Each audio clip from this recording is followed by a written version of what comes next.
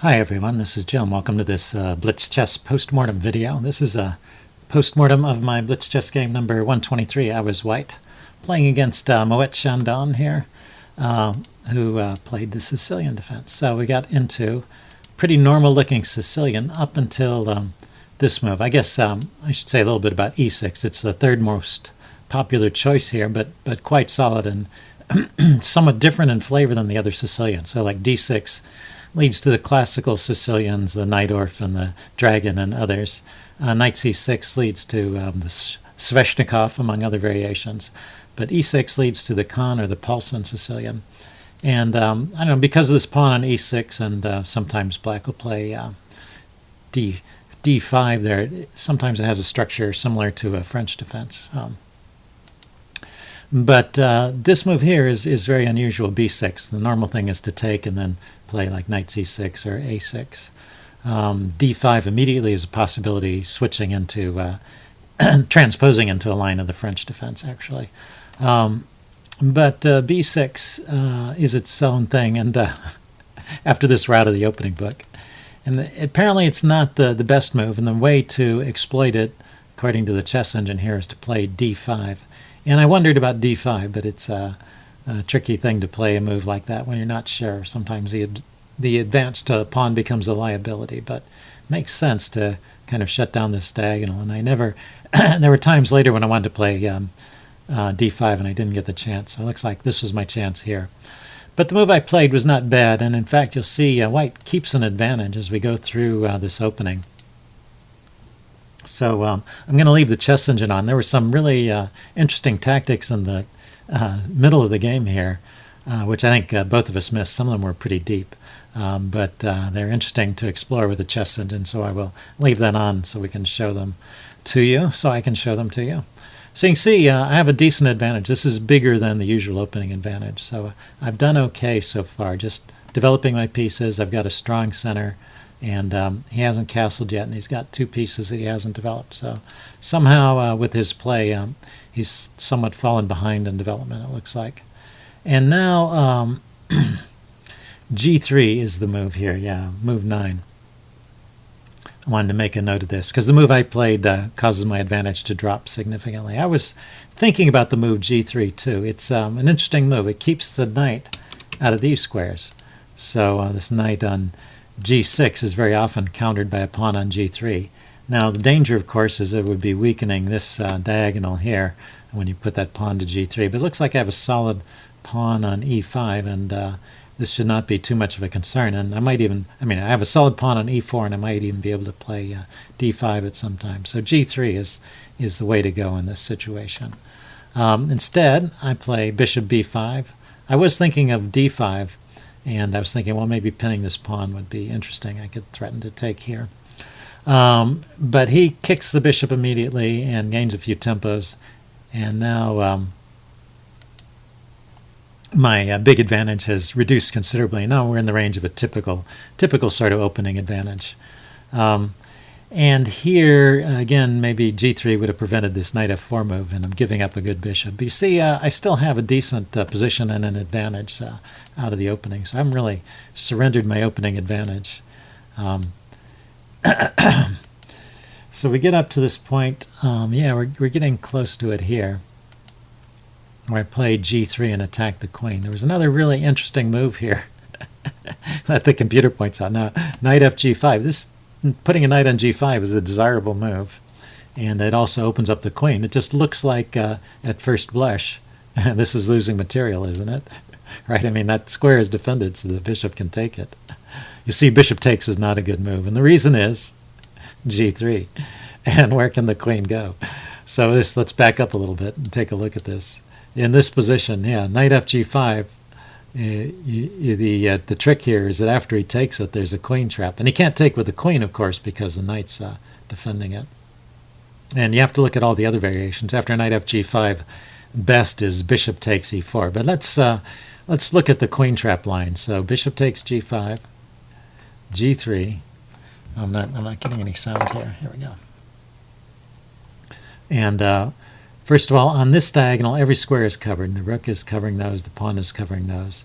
On this diagonal, there's just a couple of pawns which are protected, so he can't go that way. Back and forth. This is covered by the pawn, that's covered by the pawn, the queen and the bishop cover these squares, so he can't take the knight or go to any of those squares. And then up and down, the pawn's hitting that square, the queen's hitting that square. So the only square is this one, queen f5, and then you have knight f6 check with a discovered attack on the queen. So that's the queen trap. Pretty cute. And the other line is queen h4 just running away. Queen h4 and then g3. Anyway, it looks like you get to push the queen around, or bishop takes e4.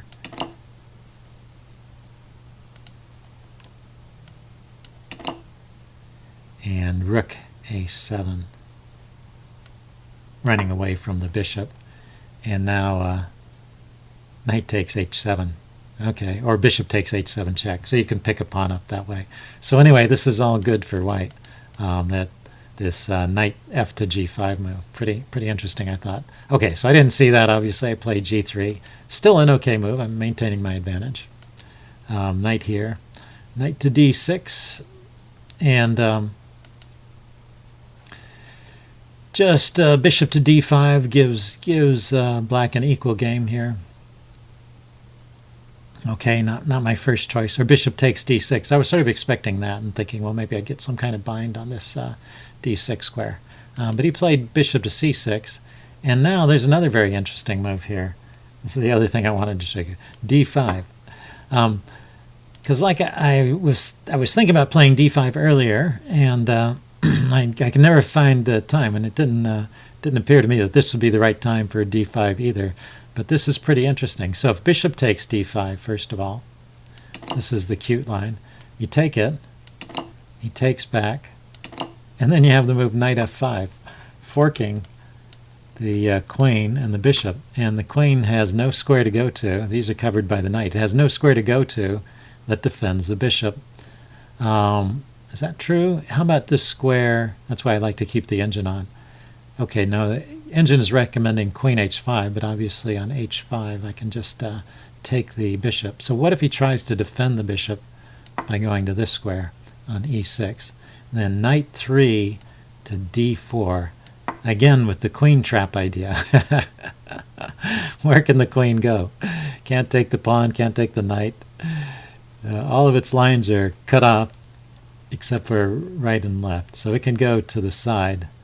And then wherever it goes, I'm going to grab the bishop because it can't go to a square that defends the bishop.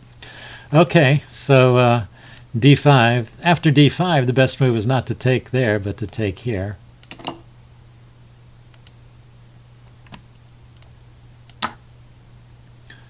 It says, sorry, d takes c6, take there. And this bishop is still hanging, and I'm threatening to take on d7. So it says bishop c7, save the bishop, and then I get to take here. And suddenly I've got a monster passed pawn here. I'm a pawn up, but this is also a monster pawn. And this pawn is exerting a cramping influence on black's position, and white is just in great shape. So here in this position, d5 is a move. Yeah, I wouldn't have seen that in a blitz game, or maybe not even in a slow game. Okay, I played bishop e4. And still keeping some advantage along here, king g2. But now black's starting to gather momentum here with his attack. And I'm not playing the most precise moves, but I'm playing moves that are good enough. I'm staying in the game and actually maintaining an advantage, even while black is building up an attack here. And I thought I was doing okay. And my slip-up was really in this move. I remember talking during the game about how this g-pawn is pinned, but I could play here, and he can't take it because the rook. Yeah, that just doesn't make sense.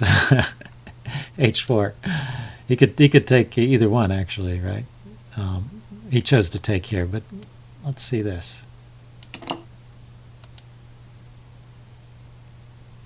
The reason he can't take here is because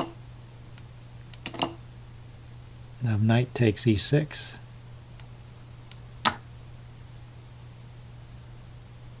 forking those two rooks. Okay, so for some reason I was thinking this was defended, and I wasn't thinking about the knight at all. But neither was true. This was not defended, and neither was the knight because of the pin. Even though I knew there was a pin there, it's funny, I did not think it through. So he can just take here, of course, and I take back, queen takes, so that's not good. And luckily, it turns out this bishop can be trapped. So returning to the trapping theme of earlier in the game, this bishop can go to d2, which is where he moved it, and then I can continue to harass it with rook to d1. And now, well, let's see, bishop c1 is a recommended move.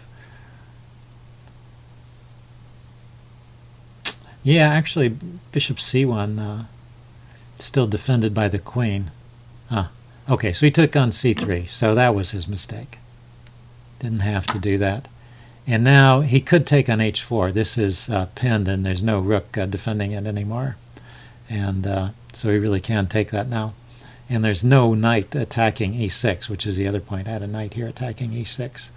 So none of those are true. So this pawn is just hanging.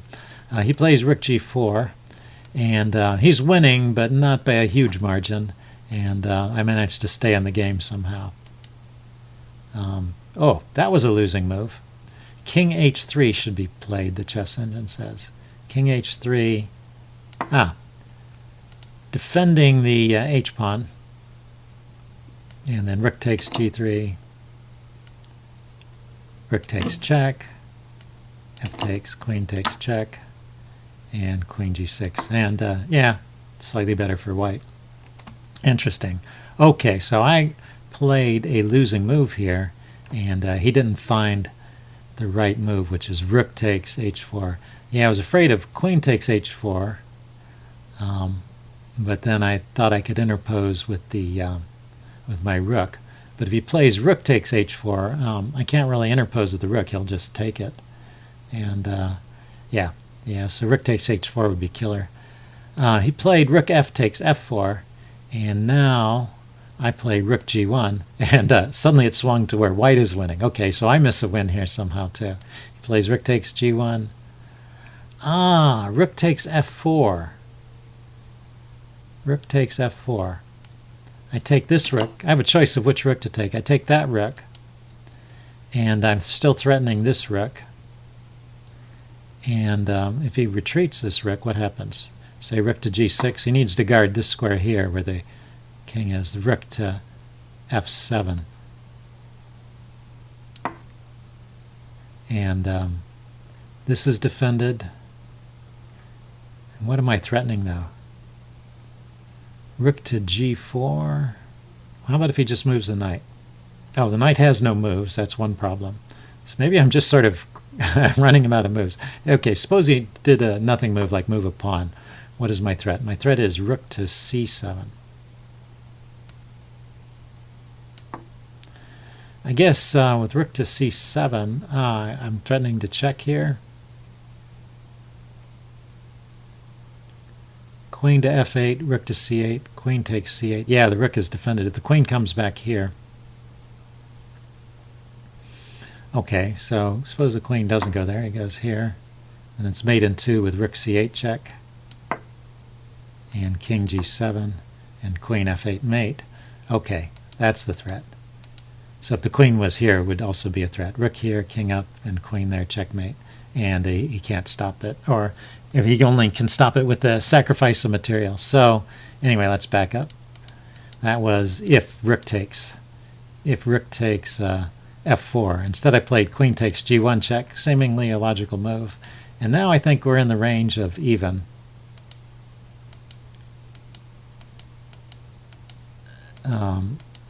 Yeah, we play on a little bit. And he has an extra pawn, but I have an active knight, and his pawn structure is not the greatest, so it doesn't look like either side can really win here. So anyway, it ended up in a draw after a lot of back and forth. Pretty entertaining game. I hope you guys enjoyed it. As I mentioned in the previous video, I'm going to be away from my computer for about 2 weeks, so I won't be uploading any videos for the next 2 weeks. But I just wanted to reassure you I haven't given up, and I plan to be back and uploading more videos when I get back. So I will see you again then, and in the meantime, enjoy the videos that are on the channel already. If you have any comments, leave them in the section below. I may be able to answer comments depending on what computers I can get to. I just can't do any more recordings for another couple weeks. So I will see you later. Bye-bye.